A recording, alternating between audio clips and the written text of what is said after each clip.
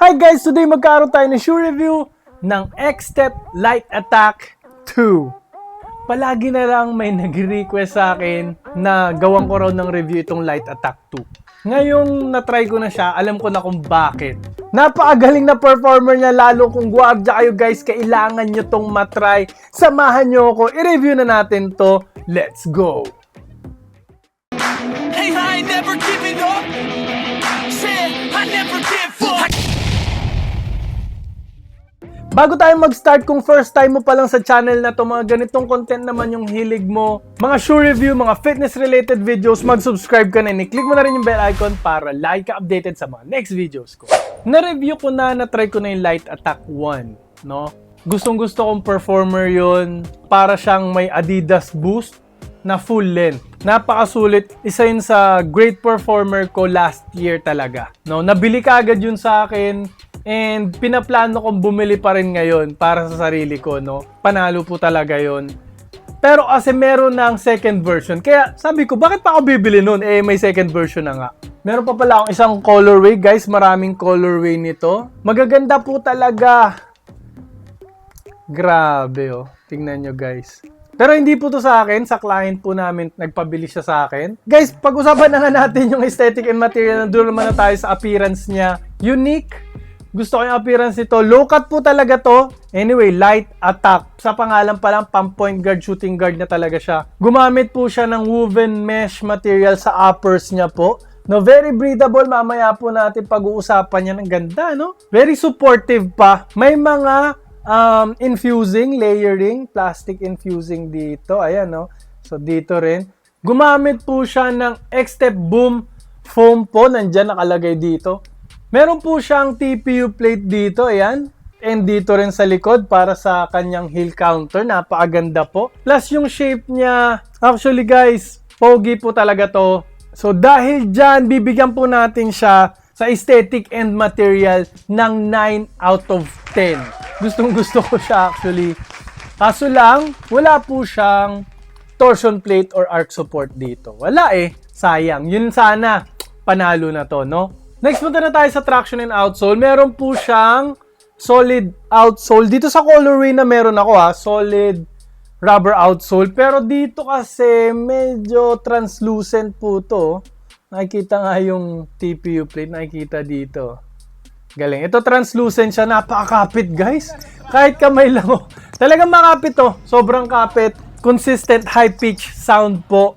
Yung squeak test niya po talaga perfect. Kaso lang madali siyang mag-attract ng dust. Pero pupunasan mo lang naman, 1-2 wipes lang, okay na siya. And pinang-outdoor ko rin to guys, no? Pinangliga ko nga siya actually, hinarabas ko po talaga. May konting dragging akong nakita, no? Though, ganun din naman yung Light Attack 1, yung unang version niya, na parang goods po, okay siya, pwede siya sa outdoor, pero hindi po siya great. Pero parang actually parang nabalatan lang siya yung unang layer, tapos nung nabalatan, nung parang nagamit siya, parang mas kumapit pa nga actually. And guys di ba sinabi ko madali siya nag-attract ng dust? Kahit po siya nag-attract ng dust, kahit kamayin mo lang ganyanin, makapit po pa rin. Iba, ano kayang meron dito? Parang may coke ba to? Ang kapit po talaga eh. Kahit madumi, no, makapit po talaga. So, kailangan nyo lang punasan. And hindi siya 100% maganda pang outdoor, no? Goods pa rin, pwede pa rin po. Kasi X-Step naman siya, guys. So, dahil dyan, guys, 9.5 out of 10 po tayo sa traction and outsole. Hindi ko lang siya na perfect kasi nga madali siya nag-a-attract ng dust and parang medyo nagkaroon ng dragging. Hindi po siya perfect talaga na 100% pang outdoor, no? Next, punta na po tayo sa safety and support. Yung uppers po niya, no, na woven mesh nga, supportive na po. Maganda na po yung uppers niya, hindi po malambot, okay yung support. Mararamdaman mo yung lockdown. Plus, meron pa po siya ng mga infusing. So, secured po yung toes ninyo dito, no? Plus, meron pa po siya for lateral containment. Itong umaangat na TPU plate. Plus, umaabot pa dito banda sa malapit na sa heel counter. So, sa mga lateral moves nyo, mga Euro step, jab step, mararamdaman nyo po talaga yung lateral containment nito, no? Plus, meron po siyang double TPU protection, ang tawag nila dito kasi dalawa siya, no? Plus, yung dito, external heel counter nila, Ganda ng pakiramdam dito guys. Maganda yung pakiramdam.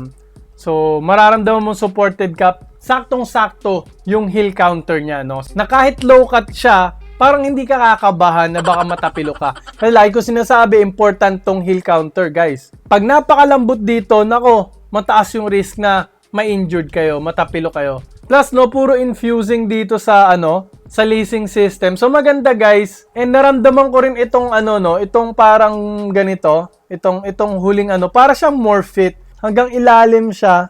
So, mararamdaman mo talaga yung lockdown dito sa lacing system niya. Maganda yung lacing system. Okay din yung outrigger, guys, no? Makapal din. So, iwas sa tapilok po yan. Kaso lang, yun nga, as usual, hinahanap ko na naman yung arch support or torsion plate. Sayang, wala po siya. Yung dati, yung light attack 1, meron eh. Though pang point guard naman kasi siya, no? Pag point guard nga naman kasi, parang hindi masyadong need yun. Sa baba nito, halatang halata mo na eh. Point guard yung target nitong market. So, yon guys, punta na tayo sa fit and comfort. Umpisan ko agad sa fit, no? Parang medyo maluwag siya sa akin. Dahil din siguro medyo minimal yung padding niya. Weird, no? Kasi usually, X-Step makapalagi yung padding. Dito, guys, parang nakokontian ako. Though siguro, kaya nila ginawa yung kasi yung pangalan nga nila, light attack. Siyempre, prioritize nila yung gaan and yung breathability. Kaya siguro nila ginagawa to. So, yun nga, kulang yung padding sa side, pati sa harap. Sufficient lang, sakto lang. Pero parang gusto ko pa ng more. Siguro nga kasi pang point guard siya. So, hindi naman masyadong kailangan nun. Anyway, guys, pag nag-medyas naman kayo makapal, okay na rin. And yung comfort, parang okay naman. Alam niyo kung bakit ko nasabi yung? Kasi nga itong X-Step Boom Foam na parang Adidas Boost nga. Malambot po talaga siya pag nilalakad-lakad. Para kang naka-running shoes lang actually pag gamit mo siya. Maraming forefoot flex, maganda yung heel-to-toe transition, no? Very mobile yung paa mo dito, halatang halata. And lalo na sa mga taong wide foot, okay to sa kanila. Wide foot friendly to guys ha. Pero kung gusto nyo ng snug fit, no, kailangan nyo mag 0.5 size down dito. Medyo maluwag siya sa akin. Yung Euro 45 na usual sa akin na okay yung fit or sakto yung fit sa X-Step, pagdating sa kanya parang medyo may luwag. Huwag kayo iiyak. So dahil dyan guys sa fit and comfort, bibigyan po natin siya ng 8 out of 10. Humihingi pa ako ng more padding. Pati yung tongue niya guys manipis dito sa tongue area. Do buti na lang nabawi ng step in comfort, ng forefoot flex, and sa sobrang gaan niya. So next, punta na tayo sa breathability. Isa pang strong point nito guys. Very breathable po siya, halata naman. All throughout, palibot po siya na nakakahinga yung paa mo. Lalo na dito sa tongue, na manipis nga, konti yung padding. So talagang pasok na pasok yung hangin, no? So dahil dyan guys, hindi na natin kailangan patagalin. 10 out of 10 po tayo dito sa breathability score. Next, punta na tayo sa cushioning. Nagumamit nga po siya ng X-Step Boom Cushion. So yung parang hindi siya full length na X-Step Boom Cushion. Ni-research ko. Siguro parang boom pad lang siya. Ganito siya kalaki, no? Buong heel area, nako-cover niya. Kasi meron siya mga area na parang EVA foam po ang ginamit. Guys, yung EVA foam ng X-Step maganda. Maganda ang nito, ang impact protection dahil nga dito, may energy return talaga, parang Adidas Boost. Kahit low to the ground ka po dito, you feel quick, you feel fast, very responsive po tong sapatos na to, pang point guard nga. Pero ang galing kasi nandun pa rin yung impact protection, nandun pa rin yung bounce.